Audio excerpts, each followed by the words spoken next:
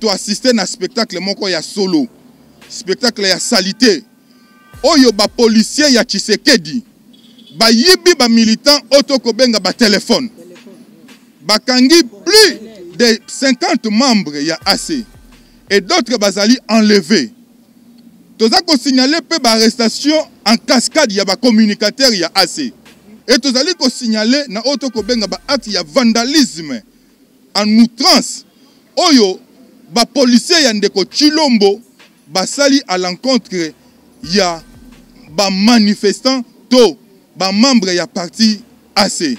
Tokomi awa na liboso akandu fungula tomoni tout ce qui se fait aujourd'hui. Tomoni makambo esami lelo esali biso passe. Ba beti masasi en balle réelle. Colonel wana lobi ete yazui ordre et outil likolo. Yango tozali ko regretter.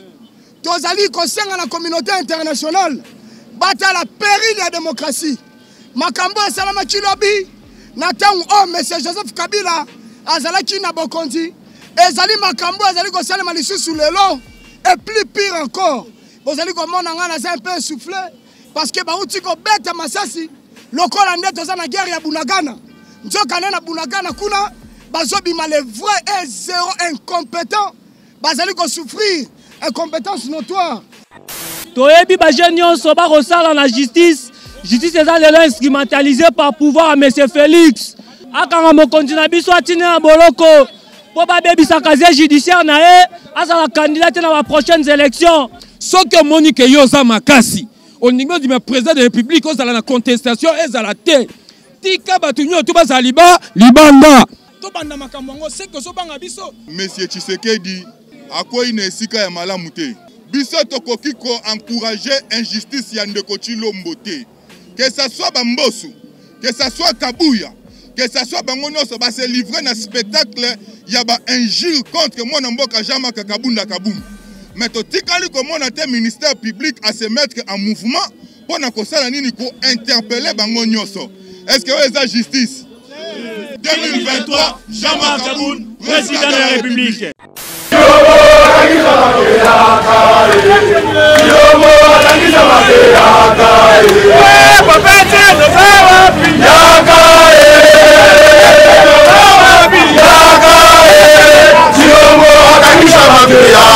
Oh Chilombo, oh Tamba Mwamba, oh Ikasanji, oh Kisakabuya, oh Bakompétent, oh Bajuiseur, oh Bakonage.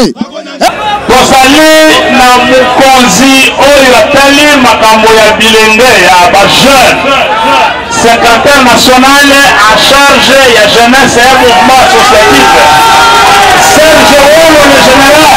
L'autre biso bato to kondima tumba politique honorable Jama Kabunda Kabunda.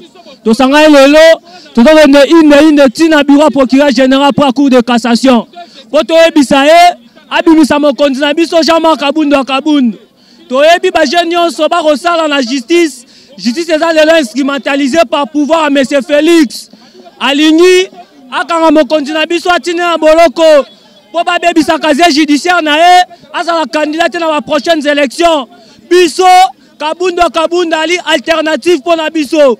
Félix Tobundaki longo na e akomi na bokonzi intérêt pepe tozomona ngote. Intérêt pepe ra tozomona ngote. Biso toponi Jama Kabunda le roi candidat biso ba élection zoya. Donc biso wa po abimisa e batiko ko sele makambu afingaki moto te ayibaka loka mutu te abulitaki mutu te mais adenosaki ndenge mboka ezali ko gérer na ndenge mabe par Ndeko Félix azo instrumentaliser ba institution mboka. Ndeko Félix azo promettre ba promesse ebele sans ko réaliser ngo biso loto li mokonzo yo oyo ako résoudre problème ba congolais yango lelo to exprimer indignation na biso. Bomba bakokende te bakokende te bakokende te bakokende te bakonange bakonange bakonange bakonange bakonange bakonange o Chilombo o Tamba Mwamba o Ngoi Kasanzi o Kisaka Abuya o Bakompeta o Baswisa o bakonange bakonange bakonange bakonange bakonange bakonange bakonange bakonange bakonange oh les incompétents oh Baswisa oh Batopoto oh Bamiibi oh Bamimboka bakonange bakonange tunanga nini naloba nadunda nasakola tolobi Tshisekedi incompétent mune balinga te bakoke tobisaki bango mboko ezali ya bako puisque ezali ya bakongolais liboso nde jamaka betela honorable jamaka bundu maboko tolobi tozali koinsiste mokonzi na biso ifo batika ye boye to boye te soki balingi kotika ye te biso tokosala nyonso mpo ete batika honorable jamaka action liboso bomoni to tozali na wileri ezali mpona koreklame liberté sans condition ya président na biso honorable jamaka bunda kabun oyo azokoma président de la république na 2023 boye to boye te tobetele sui maboko makasi bandeko bozolanda biso na moment oyo tolingi toloba boye bango balobi ke bazali béton mais biso toza béton te biso tozali marteau ya munene nde tobukaka nde béton na barre de fer na libende marteau nde esalaka nini ebukaka yango tolingi toyebisa opinion nationale mpe internationale ke élection 2023 tosala yango te ke ezala élection moko bamisu baza na kati ya kasho bamisu baza na libanda nde basali élection wana eza tricage soki omoni ke yo oza makasi olingi odima président de république ozala na contestation ezala te tika bato nyonso to bazala libanda biso tu tozala libanda totie makambo tobunda totya mitu biso tu tobunda totala nani aza makasi oyo aza makasi tokoyeba ke ye nde asali nini alongi. Ce n'est pas dit, yo kangi muninga maboko, yo bomi muninga place mo na prison, ndelo lo ba nini ke sala élection, après to bomi sa probini yo ngai na bimi champion. To boy, biso tout to kota la kacha ringi bo moko, to bunda, o ko bima libanda, alongwe, o ba tika mo na kata sali ni a gagner. Message nangé ni ko loba na justice. Il y a le bas qui est la démocratie, état de droit. Mais comment fait-il démocratie et comme état de droit, démocratie, l'élo et comme il y a des coachs Lombo. Il y a le bas qui bien au gagner l'élection en 2023. Pourtant, on dit qu'on gagne l'élection. Si comme toi, ça la libre, comment fait-il que tu as mon cachot, le bâté, au coton, il s'est cachot. Parce que tous les qui ont tous les le peuple, mais le peuple d'abord en wezo salamate. Yango lelo to comme opposant to sali ACH Nikoloba Alliance pour le changement. Tous en poste justice akata makamuna ordre. Président Nabiso, président Jamaka Kabunda au peuple congolais benga kaye 6520 gigas. Oyo papa benga le véritable héros vivant. Boti kaye abima. Total isa makambo teli ya 2023 to yeba soki nana ko gagner soko za makasi bimisa biso to banda makambo ngo seko so banga biso to sala ndenge nini sini o ni koloba nini sini ya alliance pour le changement biso yo bana mboka telema muto alobaka vérité yeyo o alobaki vérité na tango wa Kabila yeyo le président Jean Kabund na kuna na province bayebiye bayebiye combien les prisons sali awa lisi soye à côté prison pour la vérité na ye yango biso pe to kotika vérité te lokola kondo etenti sekedi alobaki vérité fo ezala pomboke kende liboso yango biso pe to solo ba vérité to sana posa le peuple d'abord olakaki biso 8 avions ezawapi olakaki biso ko pesa mbongo en crédit ezawapi mbongo arami ezawapi yango to ye pour la réclamation président na biso merci ngai naza jeune tant que les jeunes biso tozo mona biso ba jeune toza ko souffrir na mboka oyo toza ko se retrouver te na mboka oyo totali na mupanzi totali gauche droite to moni mutu moko ko sunga biso te mais to ko mona mutu moko azo bundela pona peuple parce que papa Tshisekedi atika biso le peuple d'abord le peuple d'abord tozomona ngo eza wapi tant que biso ba jeune tozomona peuple d'abord te yango tomoni na mupanzi na biso tomoni président Jean-Marc Kaboun abimina idéologie papa Tshisekedi abimina idéologie ya peuple d'abord yango biso ba jeune toza na sima na ye tozo soutenir ye tozo senga mutamakasi jamais abanga na mona na nukatia te na kata terrain abanga muninga bimisa batu nyonso toza biso nyonso libana totia libaya lero totia libaya tomo nani akolonga nani akolonga te soko komo kanga olobi ke nonga c'est boy c'est que ezola tseke ezobanga il dit que le bas est pas présent que c'est une expression de panique expression de panique donc et puis si bino déjà kobanga yango nazo be sa message oyo tous à la fort to ken mboka na biso liboso po tolonga bitumba oyo na mboka na ebisu yo mutu tozo benga monsieur Tshisekedi oyo a se transformer lokola petit dictateur actuellement à quoi il n'est sika ya malamu te. Pourquoi quoi il n'est sika ya malamu te? Ndeko Tshisekedi alobaki likambu ya outrage. Les lots comme ko remarqué nini. Ceux qui ont critiqué gestion calamiteuse ya Ndeko Tshilombo abengi yango outrage. Est-ce que biso to kondima? Les lots ceux qui ont lobi ke Tshisekedi ndenga zaboye alobaki akosala RDC Allemagne d'Afrique. A kokite soko ebisi eke oza mutu ya lukuta est-ce que eza outrage Ndeko Tshilombo azui dossier otoko benga dossier 100 jours mutu abandi ko escroquer ko banda 1 million 2 millions 3 millions 57 millions lelo mutu wana justice ya Ndeko Tshilombo etikiye soki tolobi ke Tshilombo justice ezate est-ce que eza outrage soki tolobi ke lelo o mutu tozo benga premier vice-président ya assemblée nationale comment nenani mboso te mbata soki tolobi ke mbata simbaka mbata do simba $200,000 par mois oyo biso ba congolais tozwa salaire médiocre est-ce que ça outrage soki tolobi ke député zwaka $24,000 par mois oh enseignant ba ko futa été est-ce que ça outrage ndeto lobi boye ndeko Jean-Marc Kaboun alobaki obebo solo atelemi azui position etant que politique ya mboka oyo biso tokoki ko encourager injustice ya Ndeko Tshilombo te Ndeko Tshilombo lokola ye alingi affaire terre otoza ko benga liberté d'expression na mboka oyo Tshilombo akoyi na mauvais poule toko kende na Tshilombo boye ti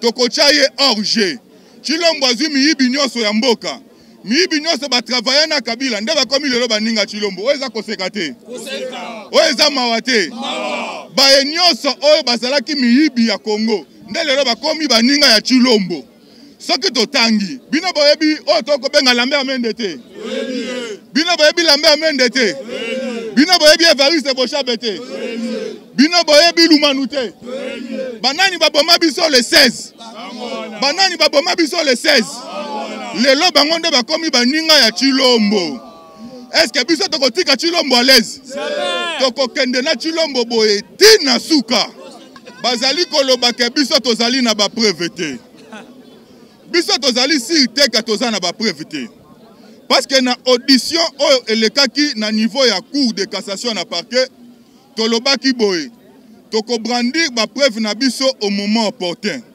parce que tolobaki dossier il faut la fixer na oyo taza kobenga na tribunal oyo toko benga cour de cassation après avoir fixé dossier biso toko brandir ba preuve na biso au moment opportun mais yo komona ete régime ya Ndeko Tshilombo ezali régime ya lokuta bazali ko benga résidence surveillée pour na bango ezali prison makala est-ce que ezalaka Ndeko Tshilombo point ba ke bato ya lokuta ezali Ndeko Tshilombo alobi résidence surveillée détention préventive avec résidence surveillée bosi bomonango na monde entier détention prévention o bengaka détention préventionnelle avec otoko benga résidence surveillée etikala kozala te biso tokotaka na makala mutu moko atikala komona résidence na otoko benga prison makala yango wana tolobi lelo monde entier bo baza kolanda biso partout ezala na Europe ezala na mikili oyo tokobenga Amérique, ezala na Asie. Toza kotindela bino information boyeba. Chilombo asali Jean-Marc Kabundu lokola prisonnier na ye personnel. Tolobi boye. Chilombo asali na Jean-Marc Kabundu otoko benga prisonnier na ye personnel. Na violation flagrante ya otoko benga procédure judiciaire. Que ça soit Bambosu, que ça soit Kabuya, que ça soit Bangonyoso, ba se livrer na spectacle ya ba injure contre moi mboka Jean-Marc Kabunda Kabundu. Mais to tikali comme on a un ministère public à se mettre en mouvement pour na kosala nini ko interpeller Bangonyoso. Est-ce que c'est la justice? Yango tolobi Chilombo na état de droit ya Chile gelou. État de droit ya gelou. Bazobe tozali ko exiger bozali libération immédiate. Mais sans condition, il y a notre héros national, notre président, à la personne de Jean-Marc Kabunda Kabunda. Parce qu'il y a une cacophonie, contradiction. Au moins, on a même cours, il y a cassation, il y a signé, il y a ordonnance, il y a signé, la résidence est surveillée, et pas naïe, mais là, comme on a les lots, résidence est surveillée comme la Makala. Depuis quand tout le monde a résidence, et comment la Makala, résidence surveillée comme la Makala. Donc, comme on a contradiction. Parce que ceux qui droit, Yambo Kanabiso, les alliés, mêlés na politique, nous allons comme on a Makambozeli Kobeba, Otoli comme on a cascade dans le régime Oyo, le col en déco, pour décrier EFO, ya monsieur Etienne, ya monsieur Félix Tshisekedi. Yango na biso, to côté les mélaillés, qui n'ont pas souka, parce que Bazali est compétent, Bazali est justice, Nenge, l'honorable président Jean-Marc Kabunda à Lobaki. Assez viva! Viva! Assez viva! Viva 2023, Jean-Marc Kabunda, président! Assez viva! Viva! Assez viva! Viva! Assez viva! Viva! Viva 2023, Jean-Marc Kabunda, président de la République! C'est un peu président de la mission.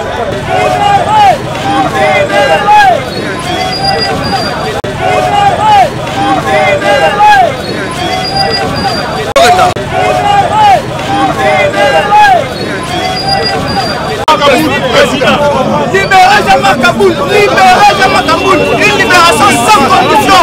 Libérez Jean-Marc Kabunda, Papa,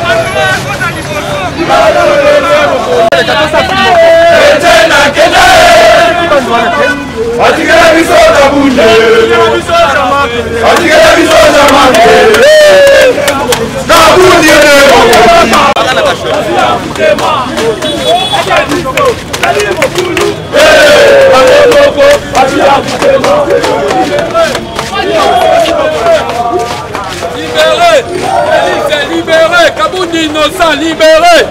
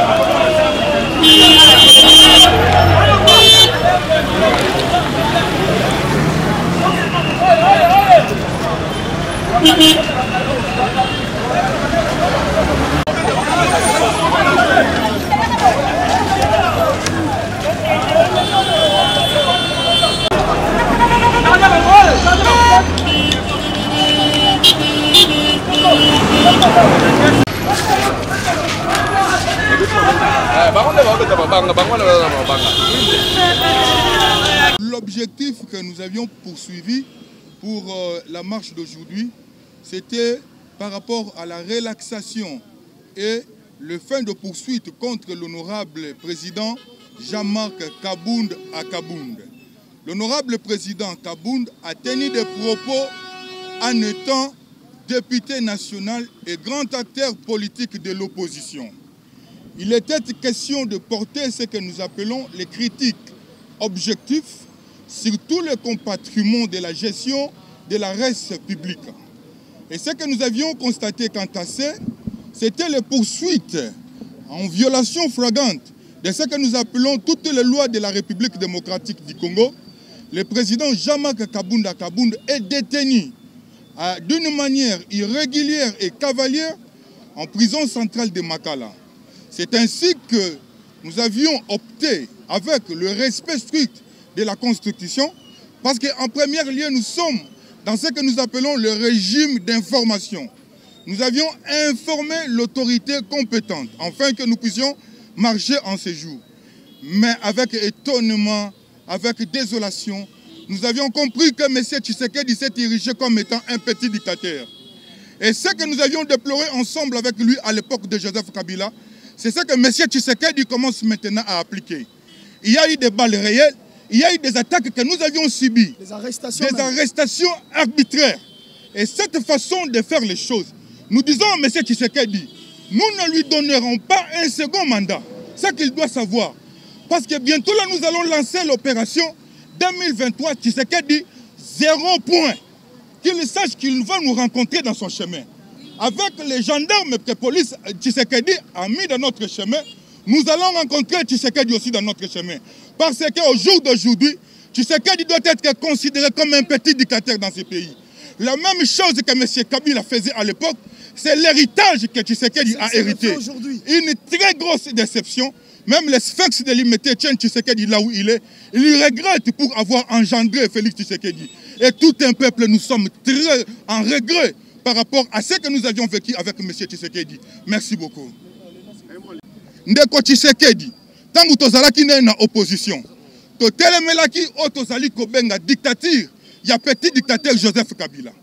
Totelemaki avec toute énergie. Dès Tobundi, ti toya kozwa bokonzi. Mais tomoni lelo régime ya Ndeko Tshisekedi, soki opposant lobby, Tshisekedi azongisi makambo ya oto kobenga outrage. Biso tokopesa Tshisekedi tante. Nzaleleki na mboka. Tshisekedi aza incapable ya sécuriser peuple congolais.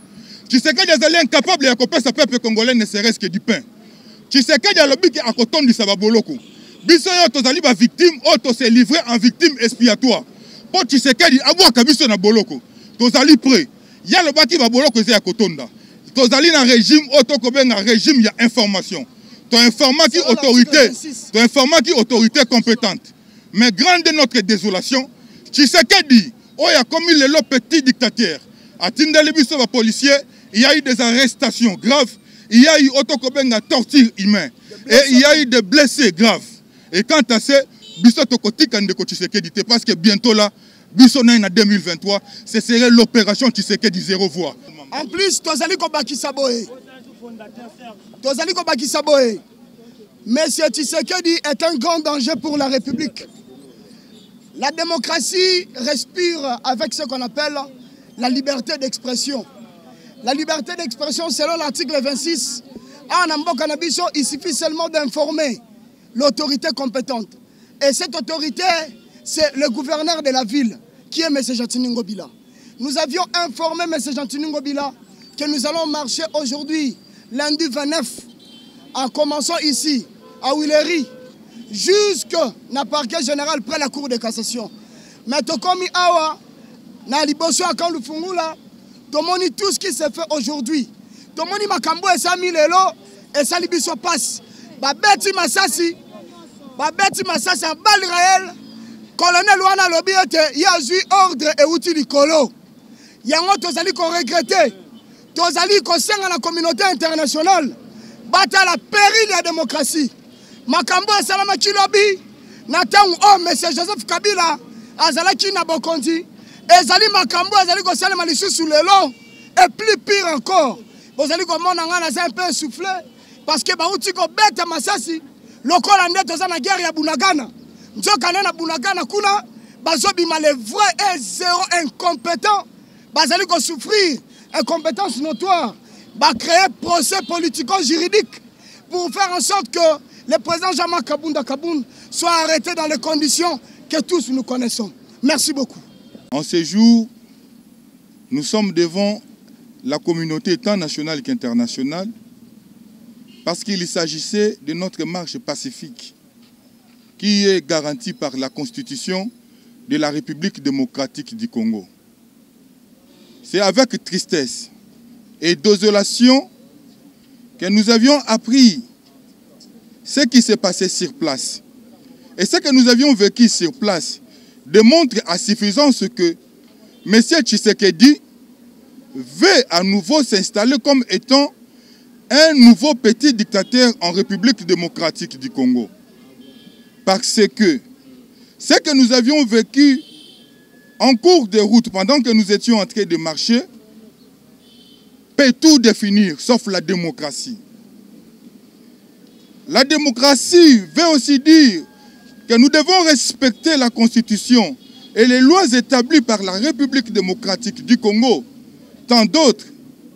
La liberté de manifester et la liberté d'expression. Mais les spectacles nauséabonds que nous avions assistés en ce jour, au travers M. Tshisekedi avec son système, qui se fait engloutir par le système basé sur la médiocrité de la Kabylie, qui ne dit plus son nom. Il y a eu plusieurs militants, plus de 50 militants arrêtés. Plusieurs d'autres qui sont enlevés. Et des communicateurs en ce jour que nous sommes en train de rechercher. Et il y a d'autres qui sont blessés. Et il y a plusieurs blessés. D'autres qui sont dans des hôpitaux.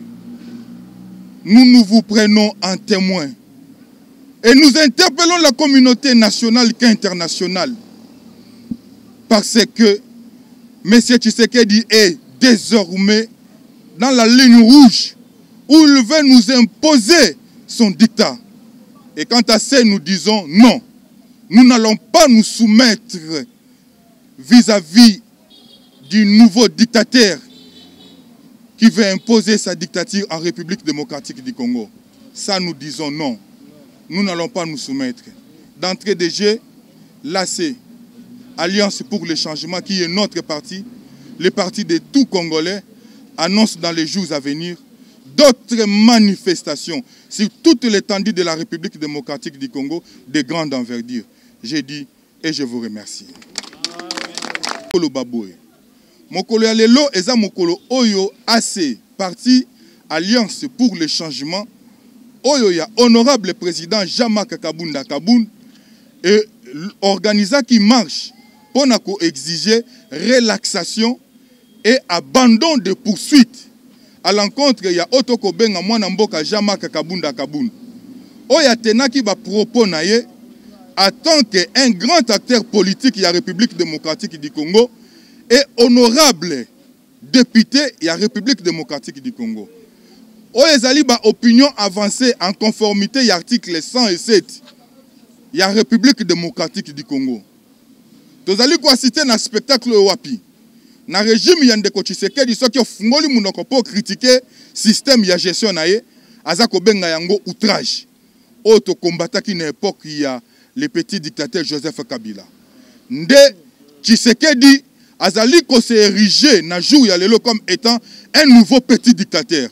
Oya lingi a imposé dictat na ye. Biso tolobi non. Ekoleka te. Tozali ko signaler na communauté tant nationale qu'internationale que na marche oyo to organisaki na mokolo ya lelo en conformité na constitution de la République démocratique du Congo na article 23 oyo ezali ko garantir otoko benga liberté ya otoko benga ya ko marcher. Mais to assister na spectacle moko ya solo, spectacle ya salité oyo ba policier ya Tshisekedi ba yibi ba militant otoko benga ba téléphone bakangi plus de 50 membres ya AC et d'autres bazali enlevés. Toza ko signaler pe ba arrestation en cascade ya ba communicateur ya AC. Ezali na plusieurs blessés graves o tozali ko signaler. Et tozali ko signaler na auto ko benga ba acte ya vandalisme en outrance oyo ba policier ya ndeko Chilombo basali à l'encontre ya ba manifestants to ba membre ya parti AC. Biso to côté le melayango. Petolobi na mikoleza ko ya liboso sur toute l'étendue de la République. Tozali ko annoncer o ezali ba grand marche, ba activité ya minene ya grande envergure. O e ko permettre biso to ko kende tina relaxation pe abandon il y a des poursuites contre l'honorable président Jean-Marc Kabunda Kabound, peut permettre biso na élection en 2023 to infliger na le petit dictateur Félix Tshisekedi sanction moko exemplaire aux yeux du monde entier. Merci beaucoup. Président